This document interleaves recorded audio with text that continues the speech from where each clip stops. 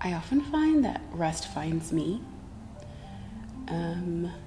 I have always been the type of person who wants to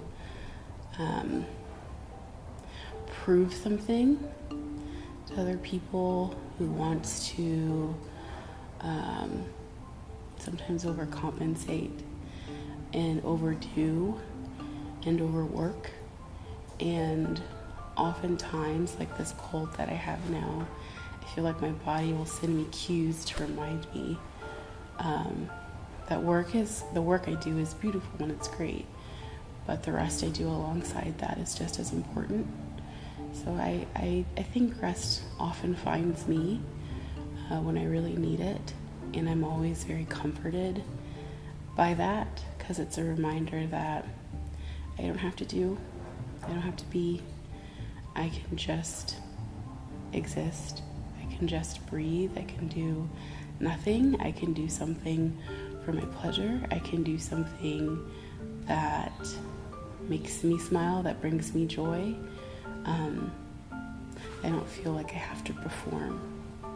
It's kind of like being behind the stage for a little bit, being able to recover. So I think rest finds me. Are you getting the rest you need? Such a good question. If you asked me this a couple years ago, I would have automatically said yes, even though I didn't really understand what rest was. And through the past few years, I think I've gotten into this really beautiful rhythm of inviting rest into my life and surrendering to it. Even when that part of me wants to press forward, wants to push, it's always kind of like this pause.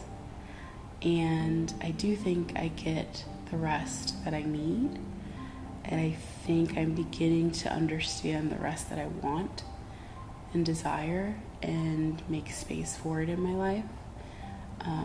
There's something incredibly calming about it, something very clarifying about it, and it used to cause me a lot of frustration, a lot of fear, because I would think of rest as the absence of doing, the absence of value, the lack, being without. And really rest to me is being within, and just allowing myself to breathe, to exist, to enjoy, and to be present. So I think I get the rest that I need, and I think I'm working up to getting the rest that I want. And what are some ways that you can think of that we can make rest more communal? Ooh, I don't believe that true rest can exist without community care. I don't think it's possible to simply say rest for me and not rest for the rest of us. I think when we begin to demonstrate what rest looks like, when we begin to communicate our need and desire for it, it kind of begins this ripple effect for other people to engage and investigate in their own life. What type of rest do I want? What type of rest do I need?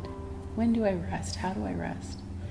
So I think it starts with us talking about it. I think it starts with us building this individual practice, but it grows and blossoms into communal care when we communicate it with one another, when we share it with one another, when we know that people can lean on us when they need it, when they really, really need some rest, when they need rest away from the work that they've been doing, when they need rest from maybe relationships that they've been in.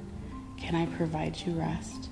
If you can communicate it to me, can I give you that space? And also, can I trust that when I need it and I need to communicate it, that you can hold me in that too?